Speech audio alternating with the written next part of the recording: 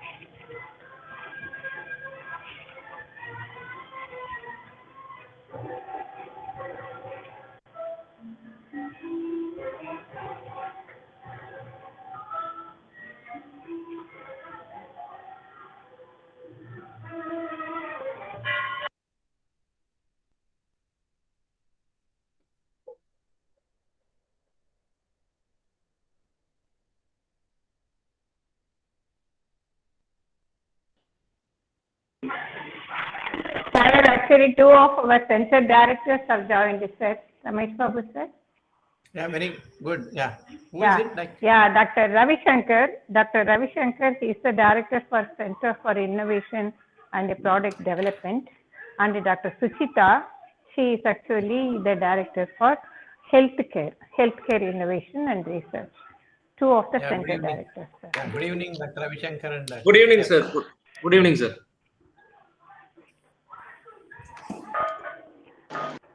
Dr. Suchita, you are there? Yeah, yeah. Yes, madam, I am here.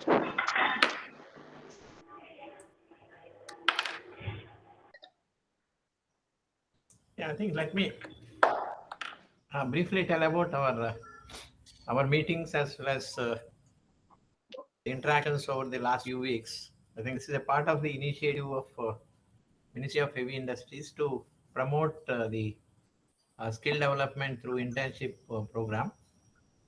I think Mr. Nanu and Naveena, we have been aggressively interacting to formulate the entire program also.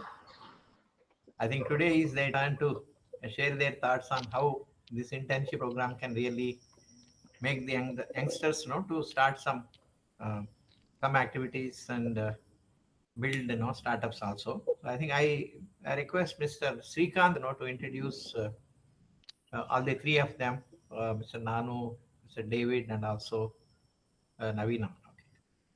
Yeah, please. Srikanth. Thank you, sir.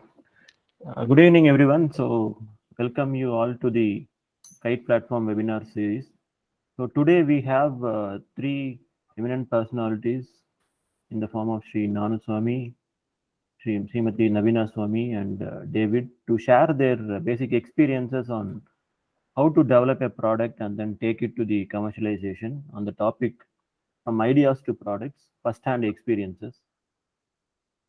So Shri Nanu has been in the field of deep tech industry for more than 30 years, and he has been delivering core innovative technology products over to different reputed companies. He also received the prestigious Presidential Award for Impact on Education from President Barack Obama in 2013. Srimati Naveena Swamy is an expert in the form of innovation and promotion of innovation, growth strategies, mergers and acquisitions, conversion of startups to IPO, and also business development and angel funding. She has done it all mostly. And we also have Mr. David, who is an expert in startup founding and then in the field of software, semiconductor, wireless, and IoT. He is an engineering leader, coach for repeatable startup and ecosystem connector to Norway, Scandinavia, and Europe. So we have people with wide set of expertise in developing the products and taking it to the commercial level. So we welcome all of you three, sir, to the webinar and start sharing your ideas. Thank you. Thank you, Srikanth.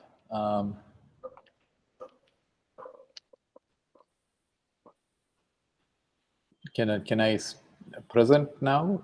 Yes, sir. You can go ahead. Yeah. Okay, let me share my screen.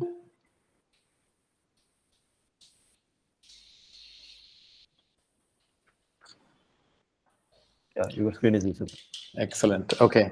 So before we get started, I'd like to thank Professor Ramesh Babu for giving us this opportunity to talk about our experiences to audiences, which are ranging from Pro Vice Chancellor Dr. Kanchana, Dr. Ravi Shankar, Dr. Suchitra, and a whole bunch of students and other professors who have joined this call.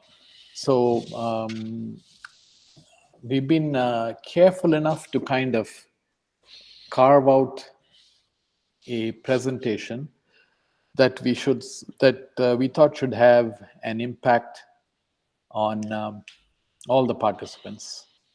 So time is critical for everybody, and so we thought when we have time to engage with people, we need to use this opportunity to have some kind of impact. So we thought about lots of different things, and we thought we'll share our unique journeys and the takeaways that we learned, which we can, distribute and disseminate to all of you in about an hour. So ideas to products is the topic. So when it comes to ideas and taking them to products, there are basically two different vectors, which are the two main vectors. One is what kind of technology you're using, and the other one is the business acumen, the amount of the challenges that one has in taking a product to market and making money out of it, making successful business, has these two vectors. So most of us, being technically savvy, we kind of can take technology prowess as something that all of us have to an extent.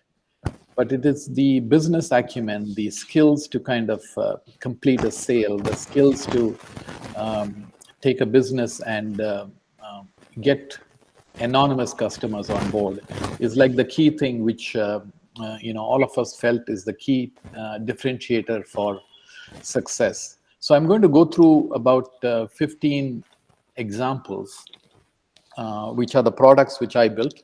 Some of them have succeeded, some of them haven't.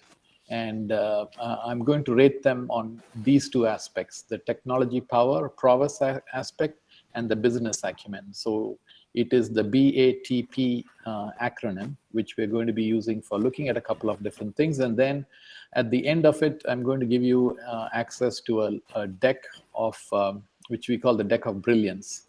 So let me get started. So I think starting with the products that I've worked on, I'm starting with the first one, which is like a wearable computer.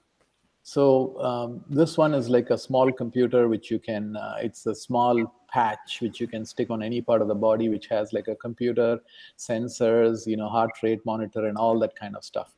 So as far as technology prowess goes, this product, I would rate it out maybe on a scale of 10. I would say this is about a 9 out of 10. So technology-wise, it's an excellent product. But when it comes to the business success, I would kind of give it a 5 because it hasn't, penetrated the market like what Fitbit has done.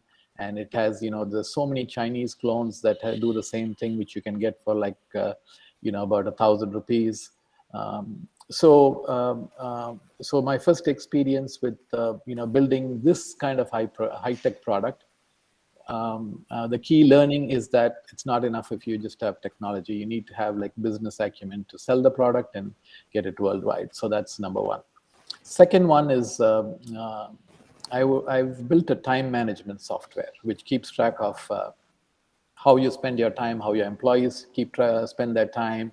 And it's totally, geo fenced in the sense that it has GPS and indoor location and everything else.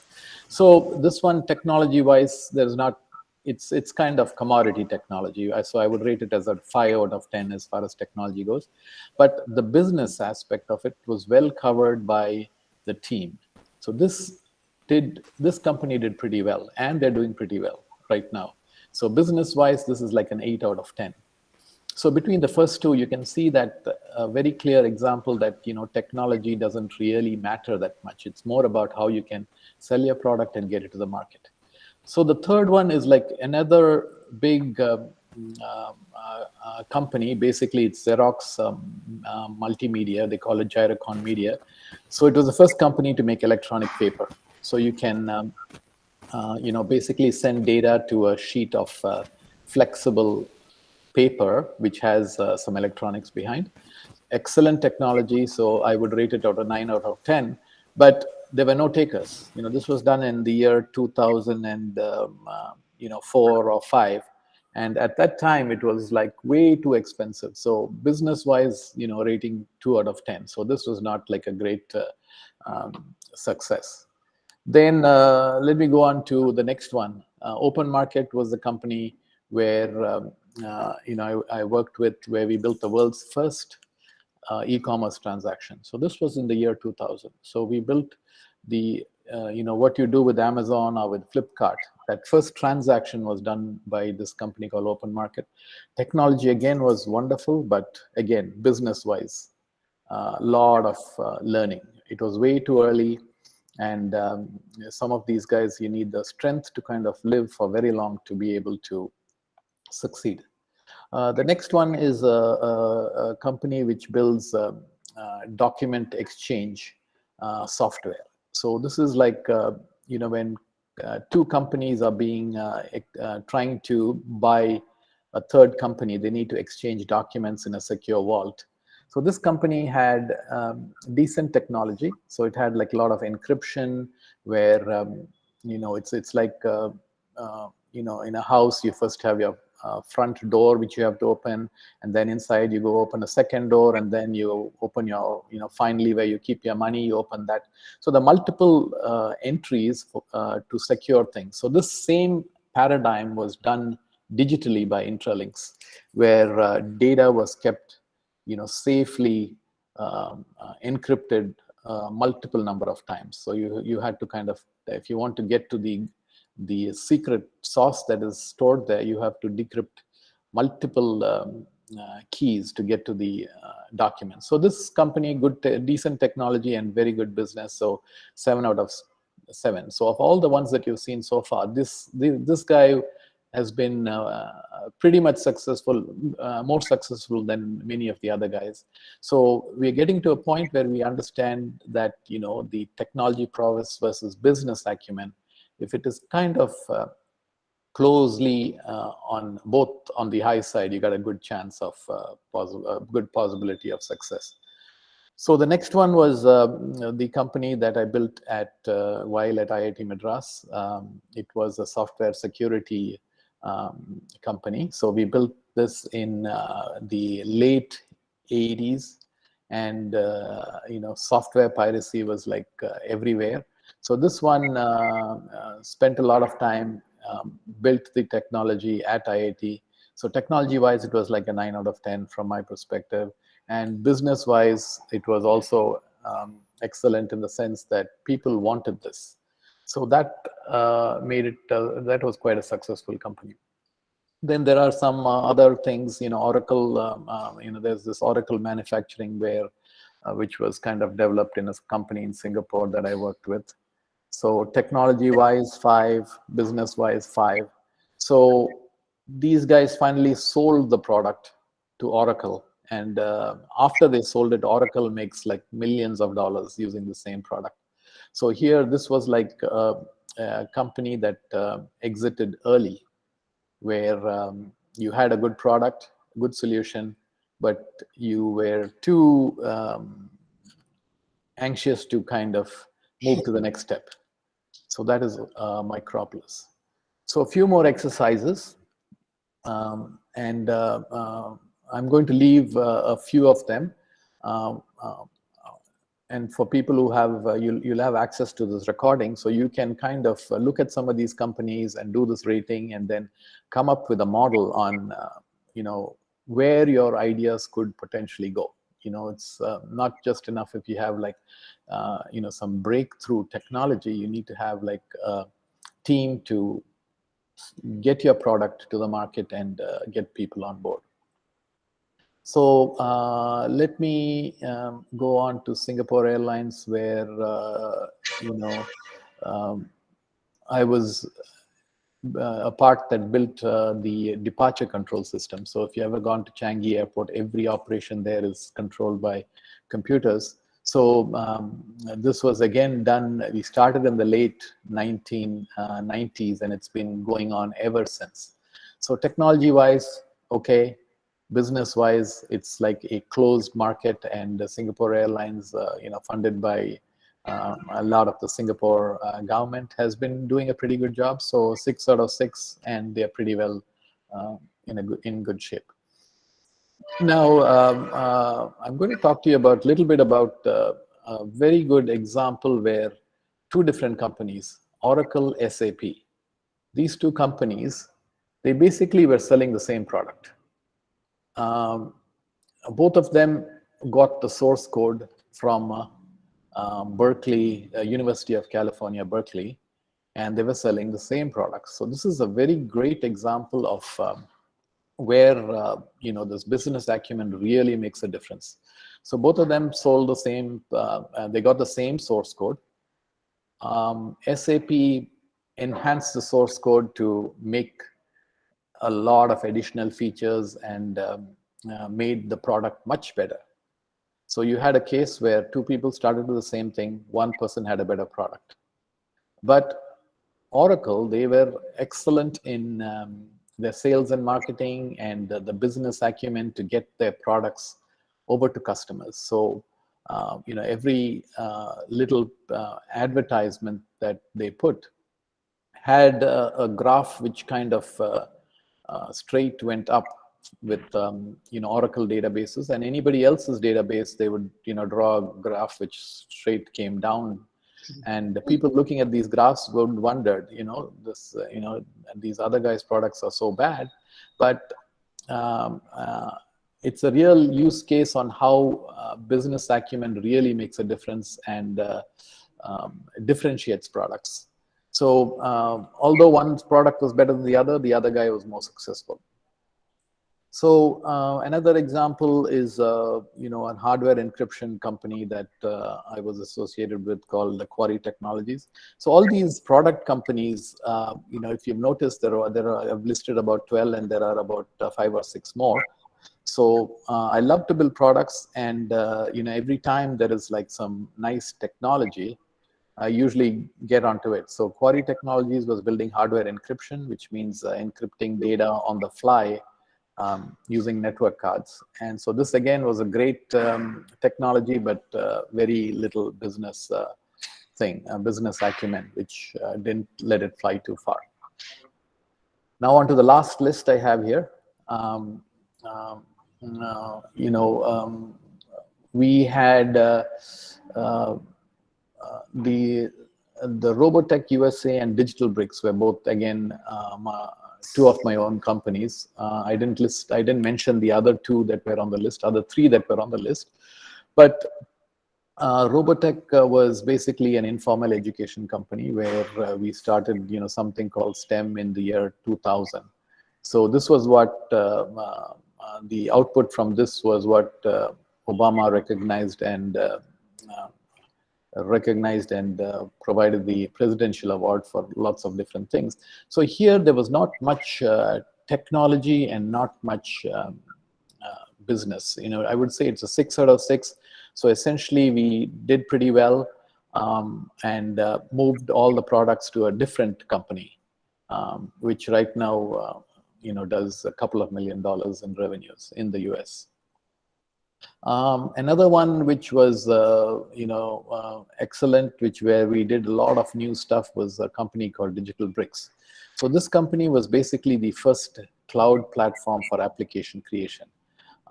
You hear a lot about no code platforms. So this one we built in the year 2007. So there were a group of people from a company called Rackspace. I'm not sure if folks know that, but essentially they provided a platform for hosting machines on the cloud. And so we built a whole platform with those guys, Rackspace. And incidentally, this whole team became the founding members of Amazon. So what you see as Amazon Web Services came about from this team, which basically was the part that built the whole cloud platform for Digital Bricks. So right now we are spending time with Dr. Ramesh Babu's team on trying to get more people onto hands-on projects, building new kinds of hands-on themes for skills acceleration. So that's what Maxelerator Foundation is, what we are doing now. And I haven't put a rating there for this yet, but essentially we focus on all kinds of areas. And a lot of the learning that I have accrued over the last 20, 30 years, points to a direction that, the customer should be the focus. Who's your customer? So we are spending a lot of time engaging with potential customers. So the Kite platform gives us access to interns who are interested in building new product solutions and delving into areas of technology that are not part of the curriculum. So with that, I'm going to basically give you a link to a thing called this Deck of Brilliance, which I would suggest that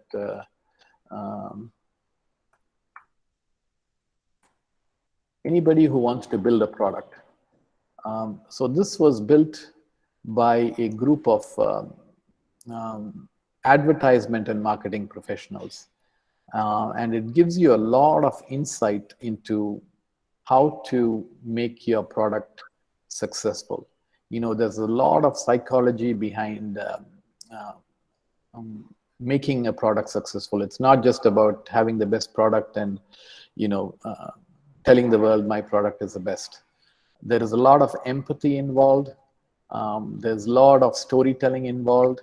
There's a lot of customer engagement that's required, testimonies, and then, things like challenging yourself, challenging the consumer. So each of these cards, there are 52 cards, which I think would be a great thing for anybody to go through. These are basically things like how do you catch a customer? Even things like, use the power of cute.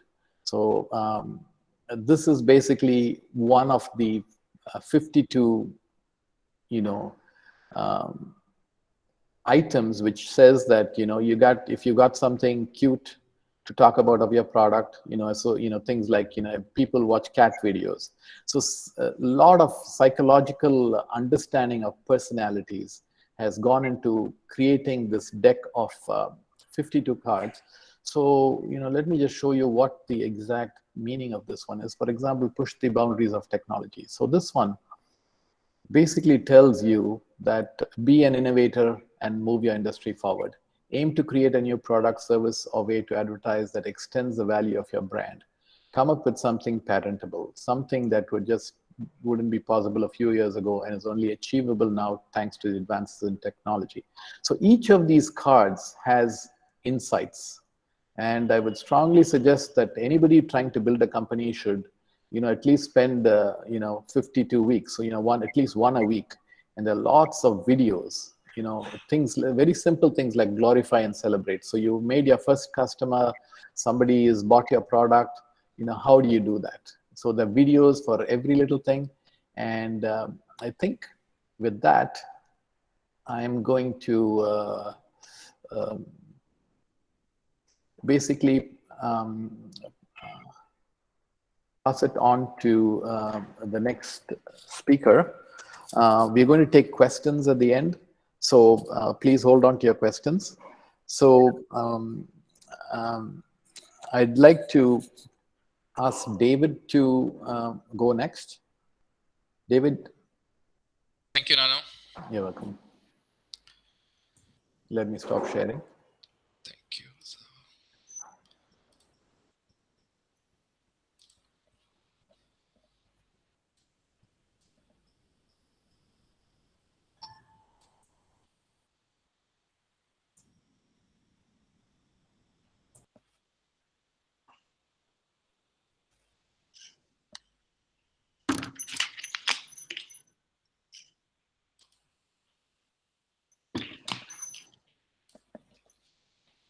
see my screen? Yeah, Yes. it's visible. Okay. Presentation mode. You can put it in presentation. Okay. Slideshow. Right. So I think Nanu showed us a bit of the movement from idea to product, where people actually took their idea and tried to make it into a product. So we are focused on people who actually, or the process by which you take your idea and take it to product, right? Not leave it at that. So I have a little bit of a story time. David, you should put it in slideshow mode. Thank you. On the top slideshow. Yeah. Right. Above that. Yeah. Sorry to interrupt. Yeah. No That's right. worries. From the beginning. Yeah.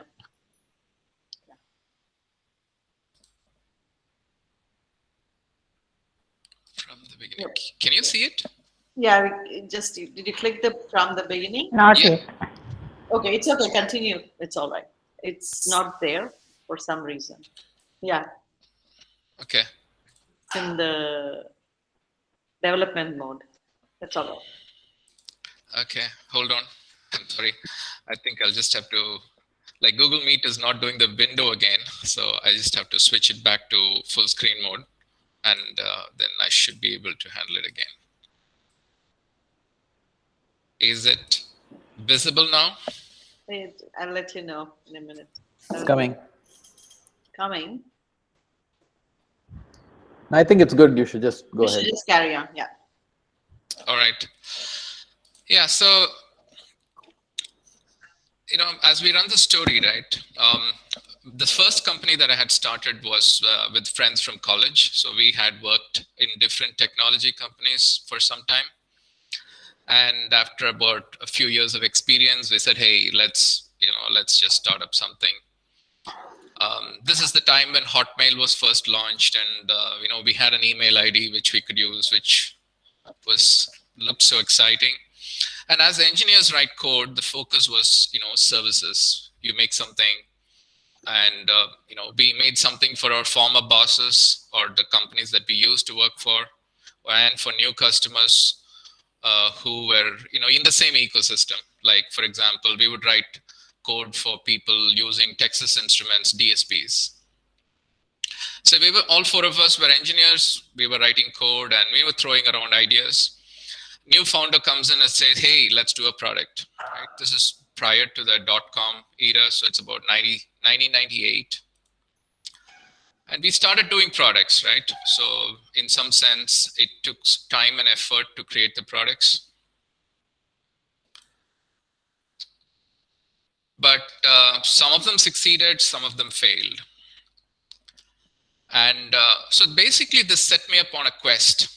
So even after doing multiple startups, my quest was really to create repeatable success for startups. And what does it really take? When you're taking idea to product, what is repeatable success and how can you achieve that? So pretty much I'm sharing part of this, what I've learned over the past 12, 15 years about trying to make this into a repeatable entity. So when you're taking an idea to product, it depends on where you are. You can make your idea to product in an established company as opposed to creating a new company like a startup, right? Which is basically meaning, are you going to become a product manager with this idea inside an established company, or are you going to become a founder? So these are the different things which are there. Now, the behavior in established companies is a bit different, and we'll talk about that. But what is a product? See, products are not just stuff. It's not just code. It's not just hardware, right? Somebody has to see value in the product. Somebody, that's the customer. And you, as the person creating the value, should figure out a way to get it to the customer. So it's basically the value that you create, the channel through which that it gets to the customer, and the customer himself. So that's pretty much what the product should be defined by. So as part of this product, right, so as you've seen, and as Nanu has already said, you got to know your value, which is good, but you also need to know the customer who values this thing. who is willing to give you something in return, like money, for example, right?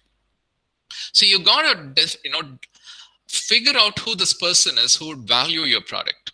And we need to align the development of the product, not by itself. So products shouldn't exist by themselves, but they should be aligned towards the development of the customer. Now, customer development in an existing company and in a startup is slightly different. But basic things is that customer development should lead the product development. Otherwise, you would end up having products which basically amazing technology, nobody wants it. We need to make money to feed ourselves, right? So it gets shut down. The difference between startups and established companies is established companies tend to have existing customers. So you could actually, you already have a base of people to whom you can talk to say, hey, do you like this new thing, right? Most product managers understand that. They go around talking to existing customers to see if they can sell it to existing people. That's the easiest for established companies. When startups, they don't have that luxury because they don't have customers. So you actually have to flow through a process called the customer development process to figure out and get the customers that you need as well. So it's actually two problems. You got to build your product, so you need to have the engineering chops to do it. And you also need to develop the customers, which means going out and talk to people and say, hey, do you value this thing? Like, do you really care?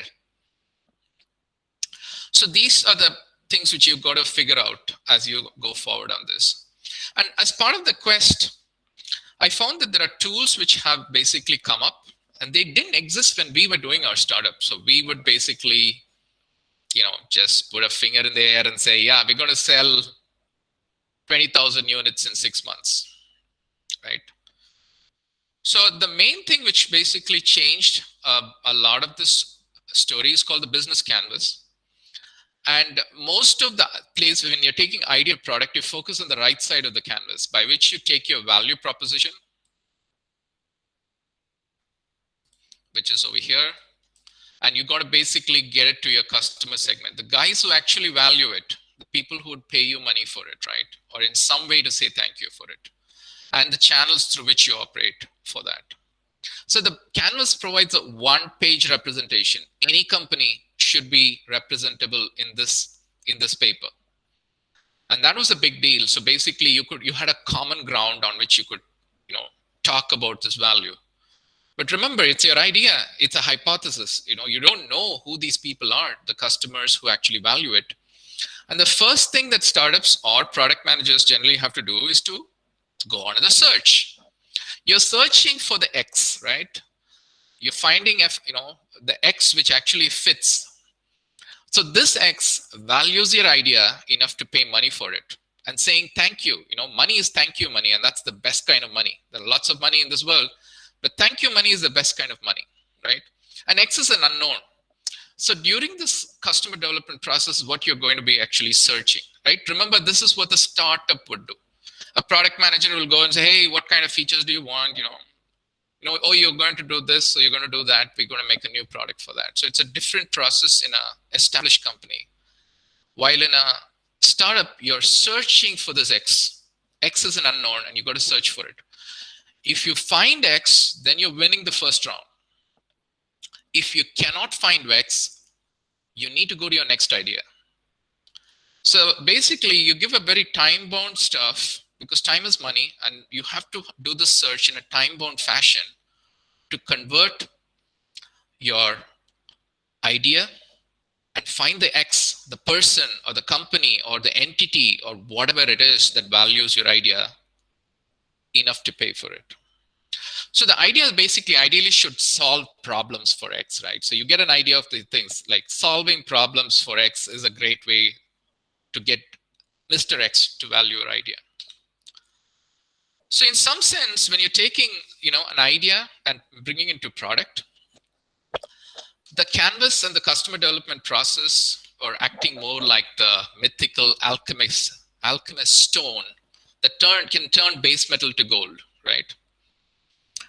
So when you go through this exercises of, exercising your idea, finding like, hey, what problem does my idea solve? Why did it, come into existence? That's an experience of actually turning ideas into gold, which is money.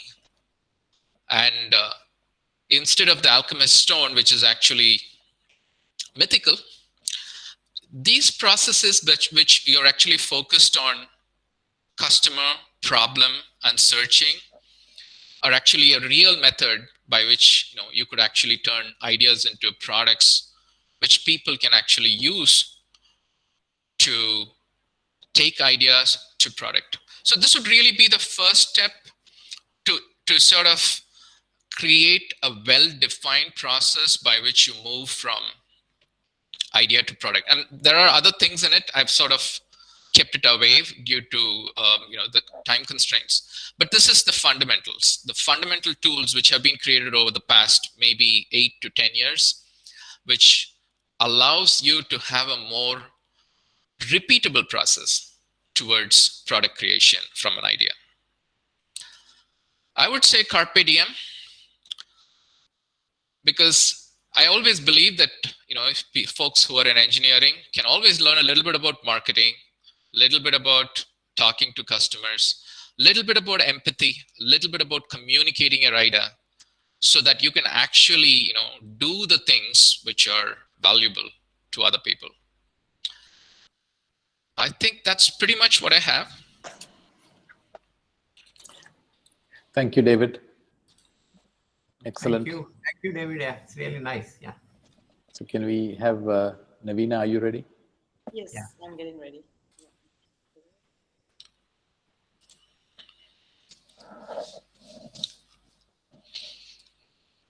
Okay. So can everybody see my screen? Yes. Yep. Yes. Yeah. Yeah. So I think, thank you, David. That was a very good, baton that you handed over, because taking an idea, building product, and delivering to the marketplace, it's an art, it's a science. And there is many hours of trials and tribulations. Nothing comes easy. And what I would like to focus on is the paradigm shift. So when I see a lot of startups and entrepreneurs, there's always this yin and yang kind of a toggle. Should we build a product company? Should we build a service company? So it is the same aura that surrounds even large enterprises, right? So they start out as services entities, and then they pivot. So today I'm going to take you all on the journey of two startups that have gone through this paradigm shift.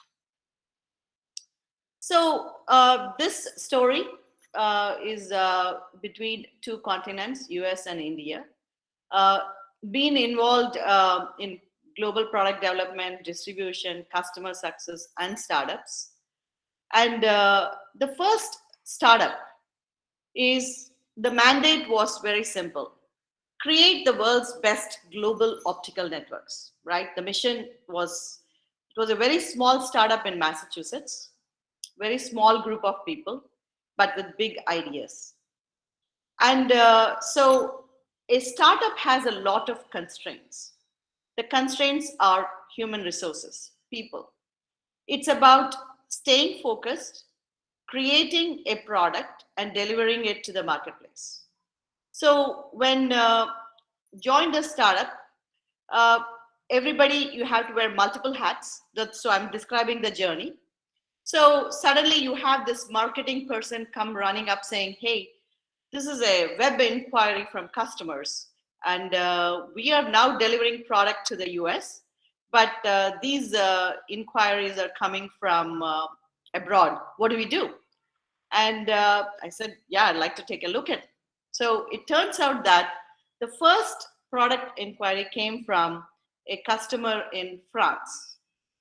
They realized that they were in the process of digital transformation of the nation, and they realized optical networks was the way. And they heard about this startup with good founders and well invested team, And so they believed that if they were to purchase products from this entity, they will be able to generate revenues. So the uniqueness of this customer was, if any of you have visited France, there's a lot of channels, and so the optical networks have to perform, underneath these channels. So we have to throw these things into the canals and byways, connecting the different entities so that they can provide ubiquitous bandwidth. This is the year 2000 I'm talking about. So we got the product web inquiry. So I just said, okay, what do we do next? So we began on the drawing board, taking up the tools to quickly draw up a network which will connect the desired bandwidth needs. And then we go to manufacturing and say, hey, we have this new customer, this is a different kind of product, can you do it? The answer was yes. And within 4 weeks, we were able to build, these are huge systems, optical network systems with a lot of complexity. And the first challenge was not the technology side.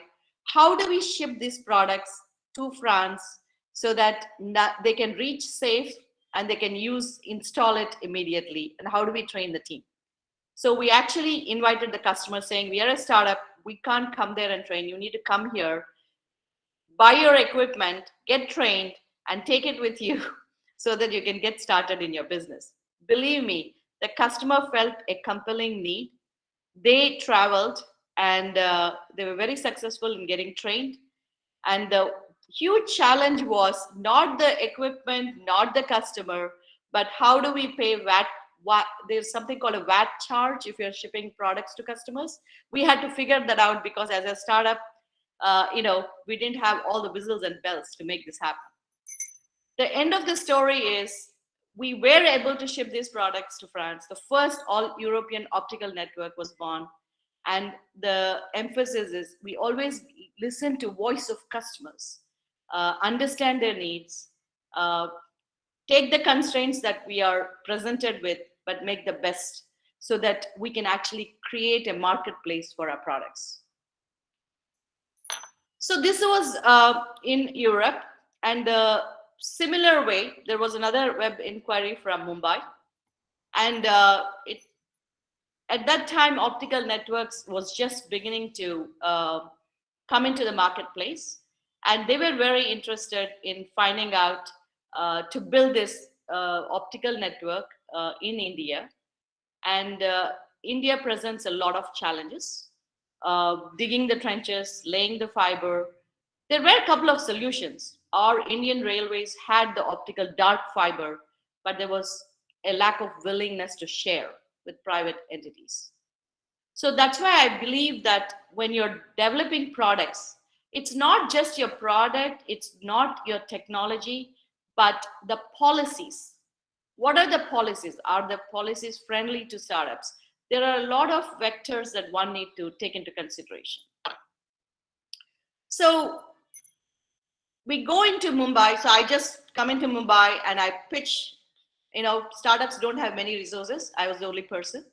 Came and pitched an all day of all the networks that we could draw, whether connecting Mumbai to Delhi, to Calcutta, to Chennai, to Bangalore, and creating this ubiquitous bandwidth. The discussions were phenomenal. Was able to convince the customer that is the best product that they should immediately start using. I was happy. But then the customer threw a challenge back saying, oh, we'll buy the products only if they can be serviced locally. We all hear of horror stories when we import products and the servicing capability is not available. And that is a fear, especially when you're spending millions of dollars on new equipment. So the challenge again was, how do I solve this initiative, right? So if I were to take the first part of the story about the startup, it's a product company, but now they have to become a service-oriented entity to service the equipment that you sell. So it's a challenge faced by many organizations, all the multinationals who are coming in. This was the year 2000 timeframe. And the goal was to sell the products to the customers, but also to build the servicing capabilities. So the innovation in that space was, the pivot was to start a new services entity that can take our products, get trained, and service it to the customers in India. So we were bridging two continents. And so the challenge was, how do you find these people? This technology was brand new. We had a lot of knowledge with the academia, but to build products that actually deliver the ubiquitous bandwidth on the fly, provisioning it and delivering it to customers and ensuring the maintenance of the products, these are very expensive, lasers, and it's very complex product. So set up in a one-room, office at Bangalore. Interviewed a lot of, people who had technology backgrounds, marketing backgrounds, and identified an academic professor at IISc Bangalore who had actually written books on optical networks. So had to ask him to quit his job to join the startup because we wanted a 100% focused team. And then found another candidate who was working in the electronic design automation industry, and a couple more. So we actually had to sell the vision of these startup candidates, potential candidates, to quit their jobs and get on a new journey.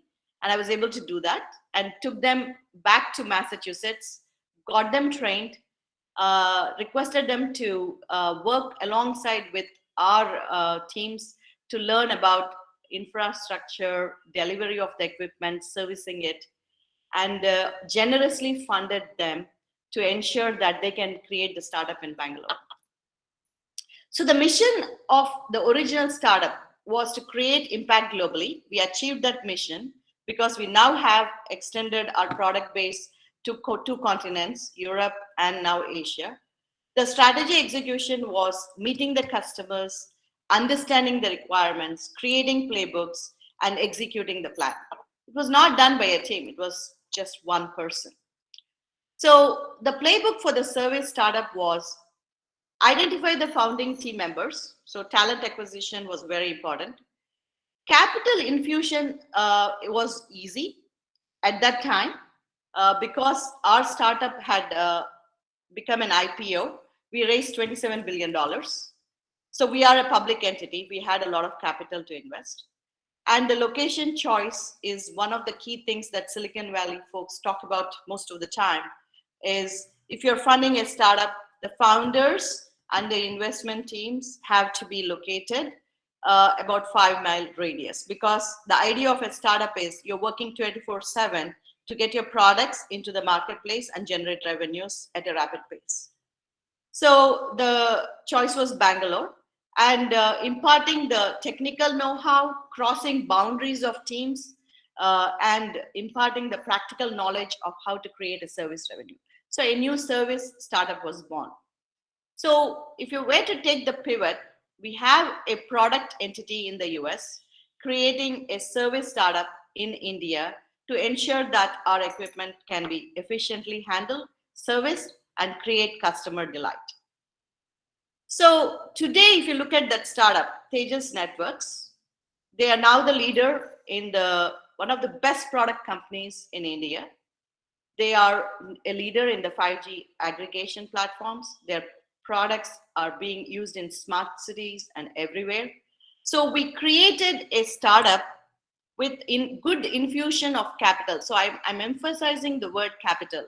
David talked about the product strategy. Nanu was talking about the technical prowess and the business acumen, but creating soft landings, creating an empathy and nurturing the team in the initial first 2 stages, personally paying them the attention to ensure that they're able to lead with a soft landing with the right capital infusion will enable startups to succeed. This journey was not a one-day journey. It started from the year 2000, and now take 20 years. They have achieved 3,300 crores plus valuation after going public, and Tata and Sons have invested in it. So what I would say in startups is, because there is a tendency that I'm seeing in startups all over the incubators in the world, there is an euphoria that they get VC funding and the job is done. No, you have to stick together as a team, build the product. There will be many pivots. Have the resilience to stick through it and stay focused on the target is to create customer success. That's when a startup which is starting with a good idea, good funding, and good mentors can actually transition themselves from good to great companies in the world. So in essence, as Nanu pointed out, startups need to push the boundaries of technology, move the industry forward. The two examples that we talked about was today we are all enjoying ubiquitous bandwidth. Thanks to the, being the innovator and moving the industry forward, creating new products or services that extend impact. And what I would say is to current startup entrepreneurs, product developers is the tech landscape is fantastic today for innovators, especially thanks to initiatives from DHI, MHRD, and all these boundless mentors available to startup founders can build a very strong ecosystem. So the goal is to enable all to ideate, create, and succeed. So the startups don't have to be entities starting out on their own. Some of the experiments that I've personally been involved in the US is in an established entity, you can create a small tiger team to think of new products, fund them, and then take them forward to grow themselves as to big, larger enterprises. So there are many ways to create startups or engage the current established industries to promote innovation.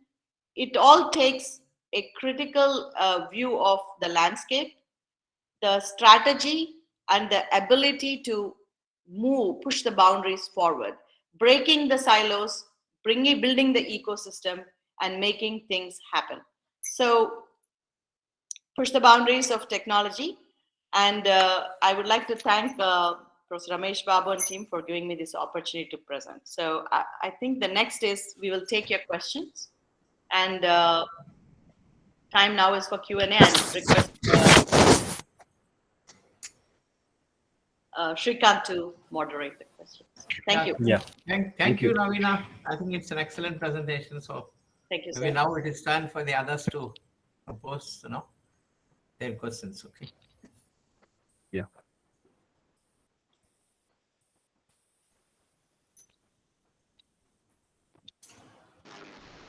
Good evening, sir. I am Dr. Sucheta from VIT University. I have a couple of questions. Can I ask now? Yeah, sure. Yeah. So, how to identify the requirement of company that may match with our ideas?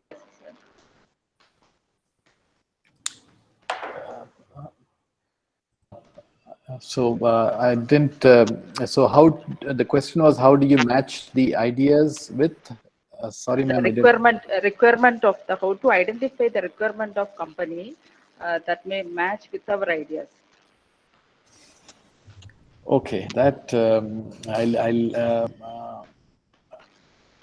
I think is not an easy question to answer. It's I think it's more like a search, and it's very hard to find the exact thing immediately. There are places where you can network, and you're basically looking for an ecosystem. So there are ecosystems in different places where you have the people who want a particular thing and people who can make it. So the IIT Madras incubation cell is an ecosystem where it's very interesting that the IIT Madras incubation cell has realized the need for more of these centers, these ecosystems in different places where you can match somebody with a requirement with somebody with the know-how. I think that ecosystem is evolving as we talk. So, right now we are in Madurai trying to build an ecosystem, and without making an announcement, we have like about 14 different companies where we match the provider and the person who wants that particular service. So we come across people who have business needs, who do not have the technology, and at the same time we have people who have the technology but do not know how to convert it to business. So you're essentially looking for an ecosystem which needs to be developed. So I know VIT is in the midst of lots of things, and I think the ecosystem you have at VIT is much more mature than what you have in many other places. I'd like to have Naveena and David add any inputs on that. I think Nanu, you pretty much covered it there. So the normal part would be to do with the search. It is indeed a search. So normally I would usually like to visualize it, saying, put it in the canvas, visualize what you want, how the value is getting created by your idea or your thought process, and who are the people who you think would benefit from it. And normally you would use your ecosystem and other people to reach out to these customer segments who are in the value receiving side to say, hey, set up meetings, talk to people, and talk to people. So that's exactly what you would be doing in the initial part of it. The ecosystem will help you do that, especially if you do, maybe your connections in that demography is not great. The ecosystem will help you, but normally draw the canvas, visualize how the value is flowing from idea to the segment, and then go ahead and interview people in that segment, reach out, use the ecosystem, use whatever material things that you have to get there. So that's so Dr. Chuchitra, if you have if you have a specific need, you can email Naveena, me, or David, and we can hook you up with people who we are aware of in that particular segment. Sure, sir. Thank you. Thank you.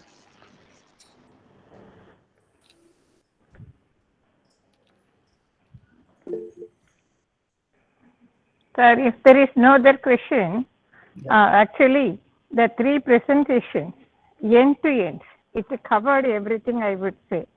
It started with the requirements of technology and the effort what we need to take in the marketing, designing and all that. And Naveena ended it with so nicely, all the support system needed. She even pointed out the type of facilities what we have with even from the government also. So that was a holistic set of sessions we had today. Thank you all.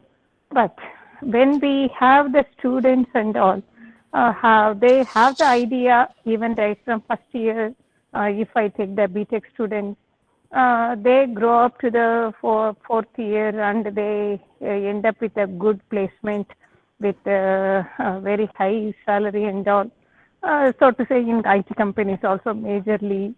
And that actually doesn't encourage them to go for continuing their passion. Even if they happen to have the passion initially, by the time they come to the 4th year, we do not see that. And they are so afraid, most of them, to really plunge into something which they have got to do on their own. They are so bothered about the support system. As Naveena rightly pointed out, there has to be soft landing for everyone whenever they happen to miss. And from faults, they're going to be learning, of course, but they should be able to do that. That sort of a thing, I think, is the major problem what is prevailing among our youngsters. Looking at students for so many years, I think that is what is the major thing I would say, sir. So one question in the chat. Yeah, I will read it out. So it is from Shubhayu Das. He says, in case of a product being developed is useful for a reasonable population, but has a few problems regarding the usability for a certain percentage of potential customers, how can we go about solving this problem? I think, David, you can describe that IRL stuff, right? Right. Yeah. See, normally for this one, right? So remember, if you have something which works for a certain bunch of people, that doesn't work for a certain other bunch of people, then you need to do your segmenting again. You need to look at this segment, whether you can actually target the people who think it's useful. So that the segment which thinks has usability issues and other problems with it is not part of that segment. In the initial round of it, don't try to address everybody's problem. That's not going to work. You don't have the money, you don't have the time. Try to retarget it so that you can actually, have a more focused element on the segment which perceives value in what your stuff is happening. Okay. So again, if you need more questions, more help, you have Naveena's email. I think that's on screen, so you can actually share, because it would be specifics, but you do want to retarget. This is called niching. If you're a startup, there are two ways to approach it. Either you go cheap or you niche, right? And this is exactly what you're thinking about. You're thinking about like, okay, I don't want to do everybody. Let me pick the niche. But yeah, good question. If you need more help, reach out to us.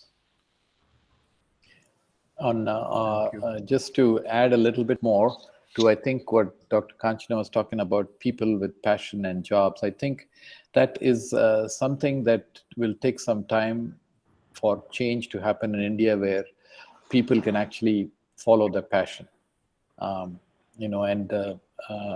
think it's like the way society is.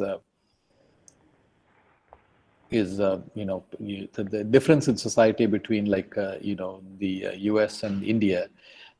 In the US we have people who pursue the passion, and here it's more like, when I get a job, it takes care of things. So I think it's a problem that I don't know if there's any solution, but I think it's changing a little bit. It's getting better. It's getting better. Yes, I should accept that. Right. Yeah, so I've seen exactly the same problem with the people we have here.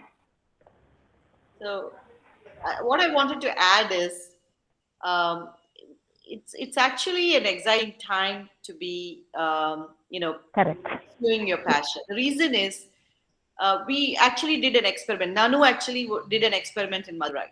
He tested his hypothesis. I am going to create this incubator accelerator. It's going to be open to all. It's a democratized environment. It's not about which college, which student. It's a neutral Switzerland approach. And we just haven't even done even one word of advertising. And the place is open, full access, internet, mentorship, anytime. And what we have found is, organically, people have gravitated to this by word of mouth. And, there are probabilities that maybe 10 to 15 startups could be on the runway. So the idea is that we need to promote, as mentors, and also trying to show the younger generation that there are avenues, and they have to seek out to be able to openly send the emails, talk to people, and approach, so that we can assist them in the rightful way. I mean, I'm not talking about investment. We need more people to come as angel investors to Maxelerator to help these people from Virudhunagar, all these different small towns who really want the assist to take their ideas forward and participate in this digital transformation and economy, right? So I think it's a good time. Yes, I fully agree. That was a very nice answer. Thank you. Thank you, Ras. So I think we've gone beyond our 9 o'clock thing, right? Yeah. And I have to add something about Professor Ramesh Babu. So it's okay, sir, if I can talk about it.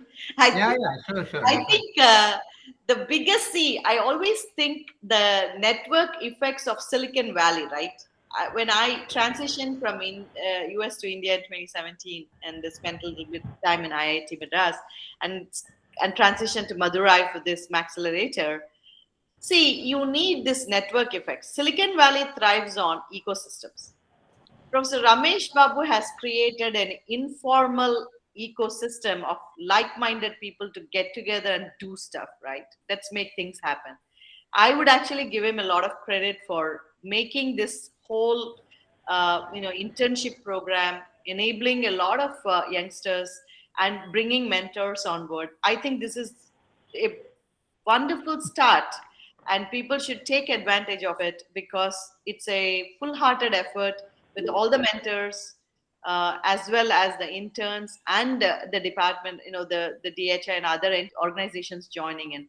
This is a blueprint for the future. I believe should be robust, and it's a very good start. I'm super excited about it. Well, thank you, A great, Naveena. Yeah. great service. Yeah. Great service, sir, you are doing. Thank you very much. I think if there are any other questions, I think Dr. Subbu is also here. Hi, Dr. Subbu. Yeah, he has also joined Yeah. late, and we have my other colleagues from another group. Yeah. Yes, sir. Yeah. Yeah. Thank you very much. I was extremely impressed with the presentation that I didn't have much to say because I was so much taken aback. So maybe that's why who are normally very verbose ended up being very quiet. But actually, and big truthful to my comment about you, this presentation has been fantastic. And this presentation adds very beautifully to all the other webinars that have been going on so far to provide a garland of presentations, which anybody, whether it's a student, faculty, engineer working in an industry, entrepreneur trying to start up new company, or a senior manager trying to expand their business, or R&D directors who have product outcomes, but they don't know how to commercialize it. Every one of them can benefit by taking a look at this seminar, and I'm very glad it's recorded and hopefully people will get to see it. I myself have been taking notes, very copious notes, and I'll put them into some presentations and share it with some people. The playbook that Naveena showed, or the approach that David mentioned and Nanu described of how to assess the technology of a company versus the business acumen of a company. These are the things that make a difference. These are the things that really contribute to innovation. Very often people say only a small percentage of the companies that start a startup end up being successful. Part of the reason is they don't do these three things. How to do the business assessment on an ongoing basis. How do you bring the resources together like David described, or have a well-established playbook. But at the same time, even for AMTDC, this could be extremely useful. There are many projects where AMTDC has been very successful, and people who come from the industries who have seen some usefulness out of that. But how do we take it to the next level? How do you take it and make an impact? And there, I think the playbook and approach will be very, very important and very, very useful. Hopefully, they'll benefit from that. And finally, not but the least, Naveena mentioned about the informal ecosystem evolving. And I've been very fortunate to be part of that. I do also want to compliment Professor Babu along with Naveena and Nanu and others, because it's not easy to take your time to do these kinds of things. Yes, they are useful and interesting, but we're all pressed for time. But the coming together of this kind of a collaborative mindset is what it makes Silicon Valley successful. So in a sense, let us hope whatever Naveena coined as the Silicon Valley of manufacturing through AMTDC and internship programs, let's see how far we can push it, because as one of the slides you mentioned, only sky is the limit. And thanks again for all three of you. Excellent presentations. I don't mean to be the concluding speaker for you, but I'm sure the MTDC will recognize your speech, but I'm just sharing my thoughts. Thank you, Wonderful. Well sir, done. for your support and encouragement. I truly appreciate it. Yeah, Very thank well. thank you very much, Dr. Subbu. I think he has aptly put everything, saying that whatever we have been doing it over the few weeks, I think it's actually a fag end of our 3 months program, which is likely to end by the 15th of November. I think Mr. Nanu and Naveena also have chosen this along with David, that they need to put all these things and then bring it to some fruition at the end. I think I just thank them profusely for the efforts that they have put into plan it at the end. So I did not know that why you are delaying it. Okay, thanks a lot, Mr. No, yeah, Nanu it's been and Naveena. it's been some thought, and I think one thing I'd like to add Yeah. is we keep talking about this thing called this community of innovation, where you have Yeah. like people working together to build an innovative ecosystem. So I see this as the beginning of a community of innovation where people come together to build products. You students working with mentors, with people, with industry. So I think this kind of thing, if we can replicate it in many different areas, it'll be a real wonderful ecosystem that's created. So I'd like to thank Professor Ramesh Babu for initiating this thing, which I think will become like a little community of innovation by itself. Thank you, Yeah. sir. Thank you. Nanu, I think I just wanted to share a couple of thoughts on what Mr. David and others have mentioned. Mhm. And when we started our activity way back in 2008 to 2010, when Dr. Subbu initiated certain projects with the industry, when he was in Saint Gobain, and it took off very well in 5 years. And that has given us momentum for the next set of projects from the industry. I think this is one side. The second one is doing projects and showing the result is one thing, but then taking it to the customer, as Mr. David mentioned, that the customer development process. I think we have been very humble and nimble to tell about our technologies, and today we're actually trying to take the technologies to the next level of introducing them into the Indian industries. I think we are moving towards building the systems in India itself.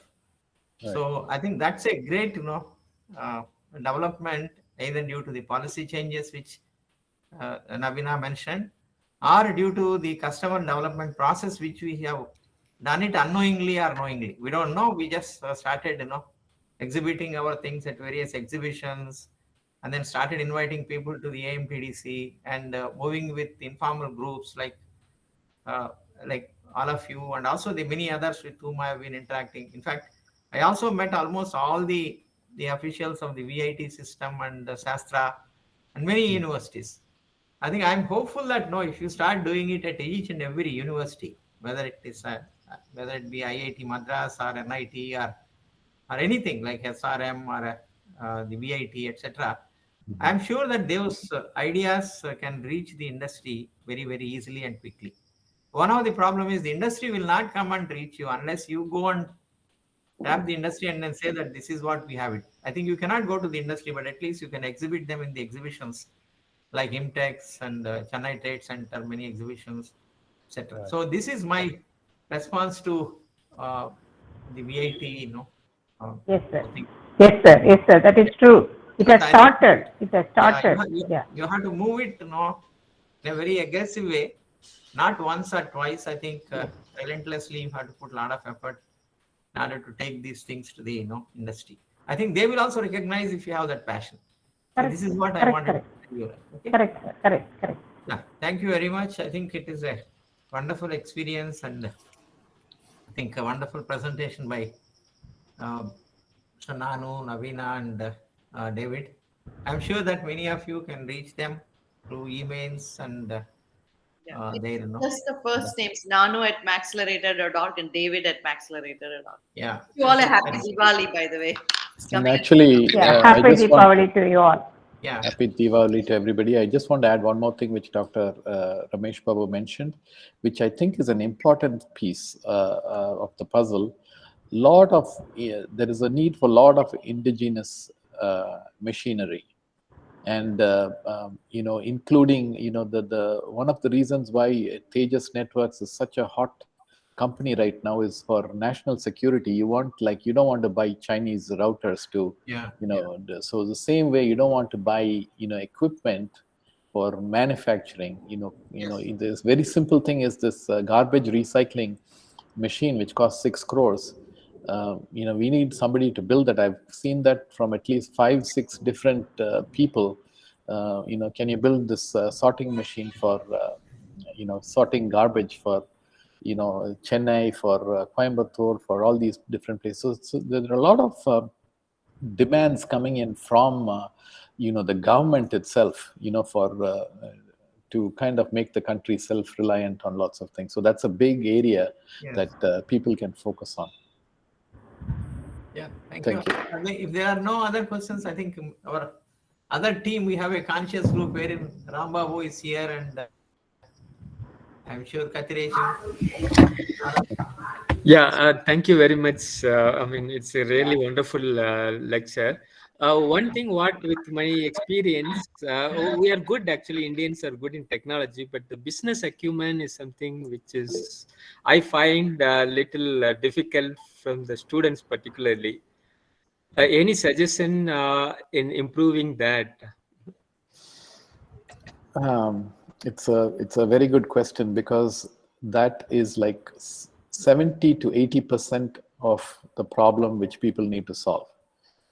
Technology and other things would be like 20 to 30% of being a successful business. And I think the key thing is to be working on, with customers. You need to start going out and meeting customers when you have your idea itself. So ideas are, there are two schools of thought. One is I should keep my idea secret and build on it. The other one is tell people about it, get your customers on board. And Y Combinator, the global startup school that has been making huge companies, believes in the latter, where just tell your idea to everybody and start getting customers, because getting customers on board is more difficult than making a product. So I think we need to, it's kind of a religion, depends on which side of the fence you're on. Actually, I wanted to bring to everyone, anyone who's thinking about it, we have David. A lot of startups have been reaching out to Maxelerator. David, his passion is how to make startups successful. So his startup coach, people approach him and he does these workshops. And at the end of the day, they're, oh my God, I shouldn't have wasted so much money on product development.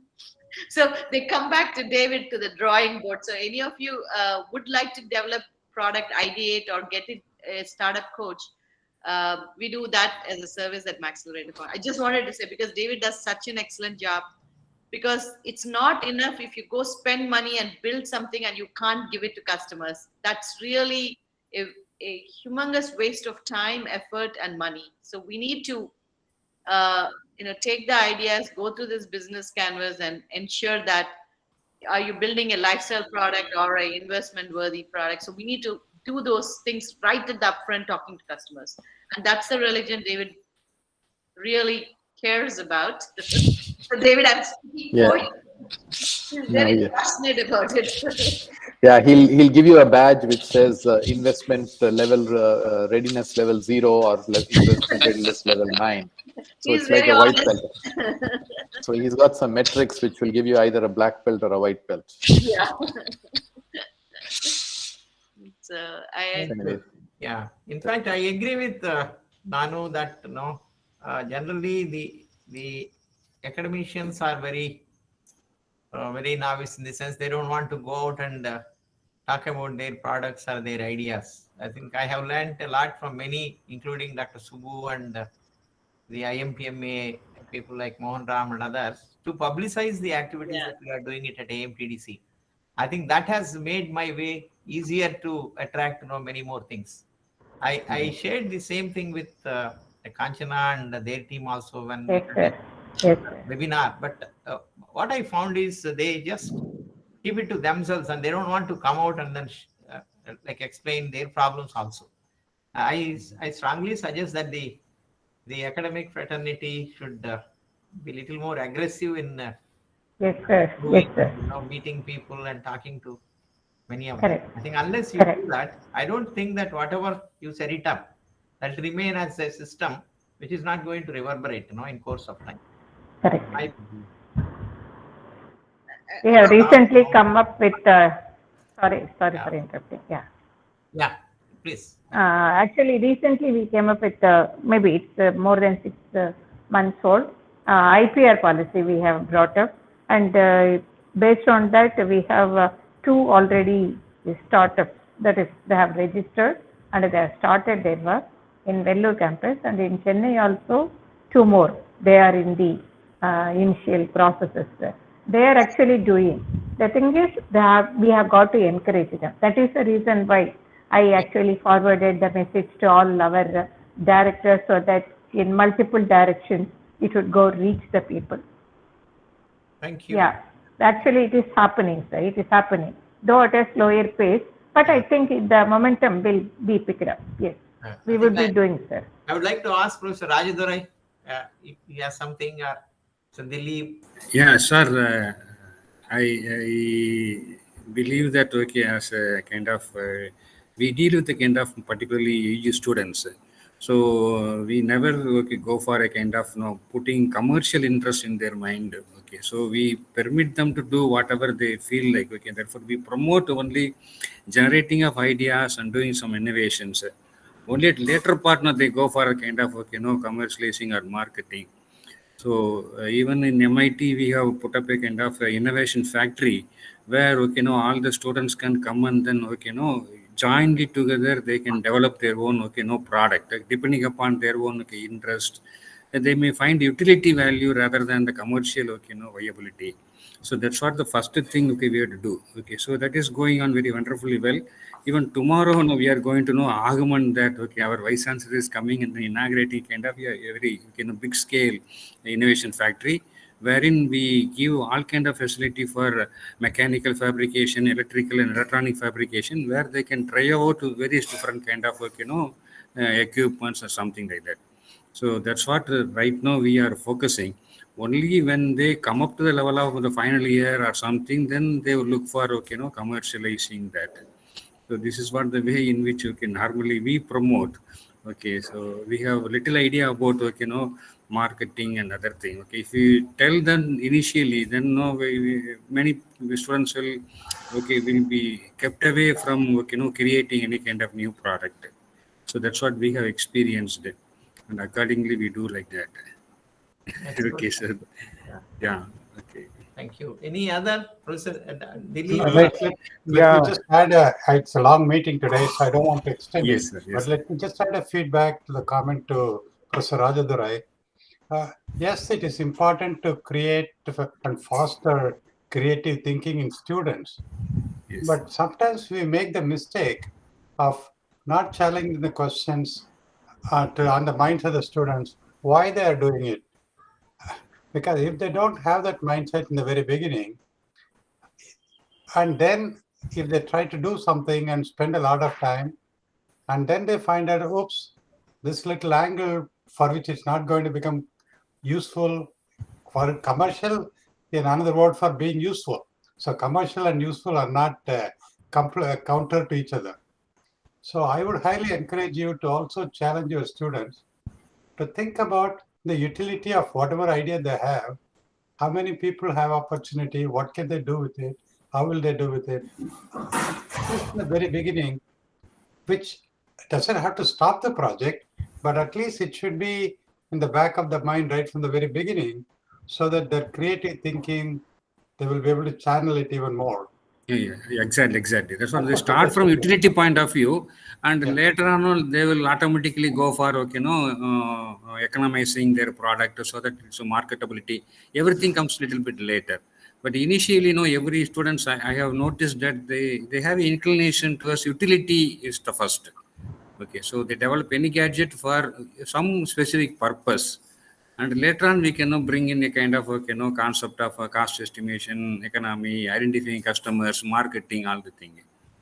So that's what my suggestion is just try to tweak it a little bit if you can, because you will find the effectiveness of your program far more. Just a suggestion. Yes. Thank you. Thank you, sir. Thank you. Yeah, Dilip has something to say. Yeah, Ramesh. First, I would like to congratulate Nanu, Naveena, and David for excellent presentation. In fact, this is what is required, and I feel what you are doing, bringing students and the experts together on a platform, that is a really a commendable feat, because if you remember at our time we had no such platform and we had no such awareness to get a feedback from experts who have got 20-25 years in industry and who have developed so many things.